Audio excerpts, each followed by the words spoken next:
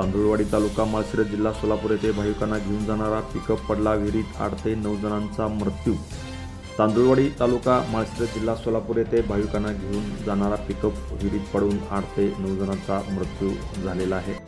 गोंदोले व म्हसवड येथील देवदर्शन करून मूळ गावी पंढरपूरकडे परतत असताना भाविकांवर हा काळाने घाला घातलेला आहे। भाविकांना घेऊन जाणारा पिकअप तांदुळवाडी येथे रस्त्याच्या कडेला विहिरीमध्ये कोसळून या ठिकाणी भाविकाचा मृत्यू झालेला आहे।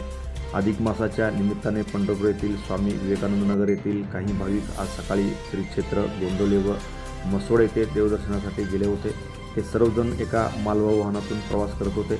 दोन्ही ठिकाणाहून देवदर्शन करून परतत असताना दुपारी 4च्या सुमारास सातारा पंढरपूर मार्गावरील तांदुळवाडी हद्दीत पिकअप रस्त्याच्या कडेला विहिरीत कोसळल्या। पाण्याने काठोकाठ भरलेल्या विहिरीत अचानक वाहन कोसळल्याने भाविकांची सुटका करून घेण्यास वेळही मिळाला नाही। या घटनेची माहिती मिळताच परिसरातील युवकांनी एकत्र येऊन बचावाची मोहीम हाती घेतलेली आहे। या घटनेमुळे मात्र संपूर्ण महाराष्ट्रामध्ये हळहळ व्यक्त होताना दिसत आहे। Press the bell icon on the YouTube app and never miss another update.